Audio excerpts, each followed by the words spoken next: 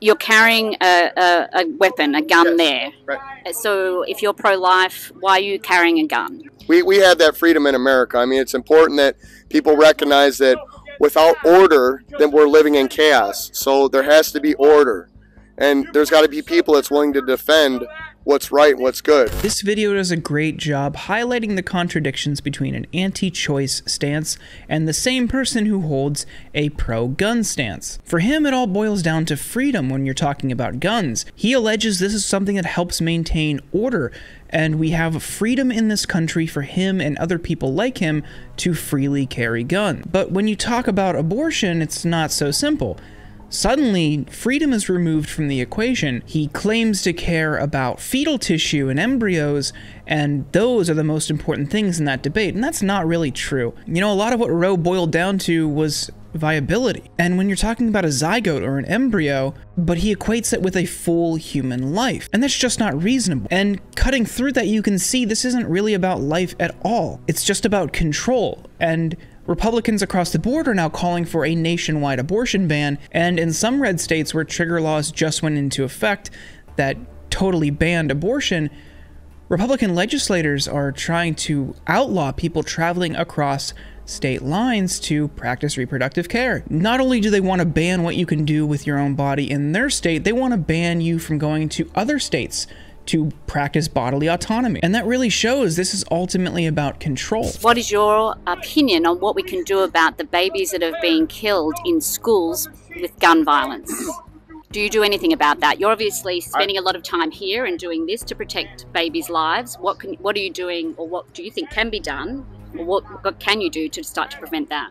I love that question. Increase guns. And I've talked in other videos about how this really isn't about life, because if it was, they would want to maintain a good quality of life for people.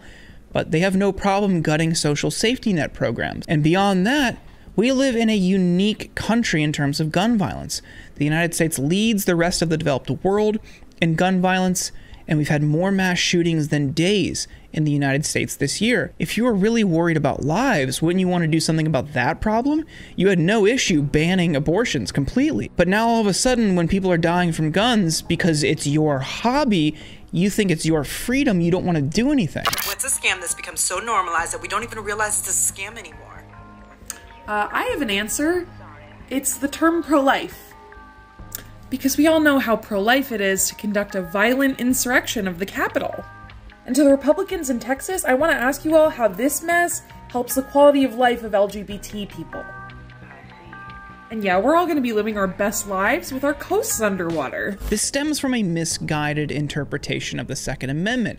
They like to think because that lets people own guns, it gives them free and total reign to do whatever they want, but they conveniently overlook the term well-regulated in the Second Amendment.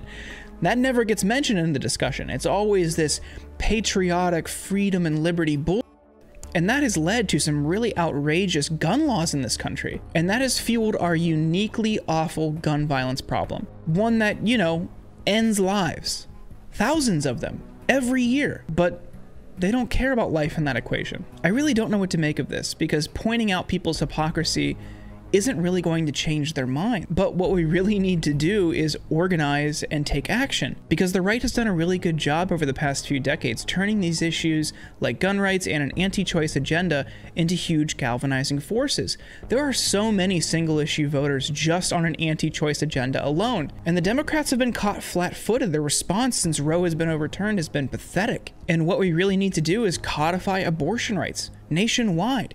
People shouldn't have to live in fear that they can't practice bodily autonomy in a red state or be prevented from leaving that state to do so. That is insane. And it flies in the face of this hypocritical freedom and liberty agenda. But we're not going to do anything about that until we get more people in power who will stand with us.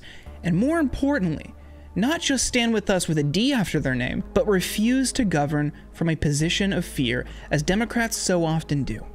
Right now, we're seeing report after report that the Democrats aren't looking at packing the court, they aren't looking at carving out an exception from the filibuster to codify Roe, and they aren't looking at various other measures that could help mitigate the pain millions of people are going to feel. Instead, we need bold, clear-eyed messaging and action from Democrats in power to do something about this. But right now, they're sitting back scared, worried they might turn off independence in November. We can't have that anymore, because otherwise you're going to get people like this, who thinks the best thing to do to prevent against school shootings is more guns. They're just going to continue to get their way.